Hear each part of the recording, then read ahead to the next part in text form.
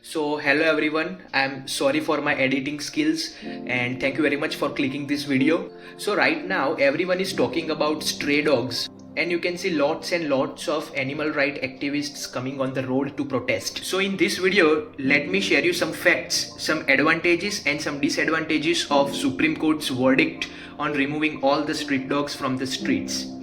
तो सबसे पहले हम लोग डिसएडवांटेजेस की बात करते हैं. So the first and most important disadvantages, dogs will be forced to live in unhygienic shelters. क्योंकि आपको तो पता है ब्यूरोक्रेसी, वो लोग कॉस्ट कटिंग के लिए एक पिंजरे में 15-20 कुत्तों को डालेंगे. The second one is there are high chances of increase in the number of robberies across the streets. क्योंकि आपको पता होगा कि कुत्ते अनआइडेंटिफाइड ऑब्जेक्ट्स पे बार्क करना शुरू कर देते हैं, लेकिन वो अब नहीं होगा. द थर्ड वन इज, अब तक आपने देखा होगा कि आपके घर में जो भी खाना बचता है वो आप कुत्तों को या गाय को डाल देते थे, लेकिन अब वो आप नहीं कर पाएंगे. So there are high chances कि फूड वेस्टेज में इंक्रीज, और अल्टीमेटली वो जो बचा हुआ खाना है वो आप गटर में डाल दो. And last but not the least is, many homeless people, many lonely people get emotional support from this dog. तो कुत्तों के जाने की वजह से वो लोग बड़े दुखी होंगे. Now let us discuss advantages.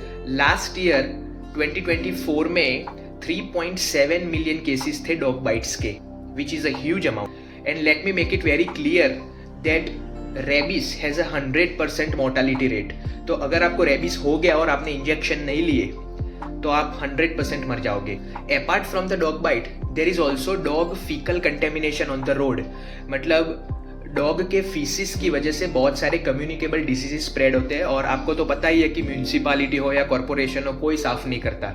अब आप बोलोगे कि कुत्ते तो अपना ही गू खा लेते हैं तो गू रास्ते पे मिलेगा ही नहीं, तो that is a whole different story. But the real thing is there are lot of zoonotic diseases, ऐसे डिसीजेस जो एनिमल से स्प्रेड होते हैं. They are actually being transferred from puppies, from adult dogs to animals.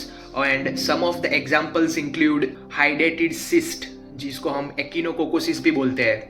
Another one is toxocariasis, another one is leptospirosis. तो ये 3-4 diseases है जो बहुत कॉमन है इंडिया में. The third advantage is of course जो रोड्स होंगे वो क्लीन रहेंगे.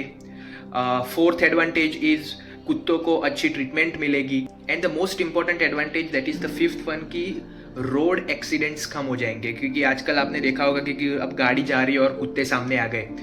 So all these are definitely going to decrease. So the final decision is up to you कि आपको ये decision अच्छा लगा कि बुरा लगा. कमेंट कीजिए. Let's not unnecessarily waste your time in increasing the length of this video. अगर आपको ये वीडियो अच्छा लगा तो लाइक कीजिए, सपोर्ट कीजिए और सब्सक्राइब भी कीजिए. Thank you very much.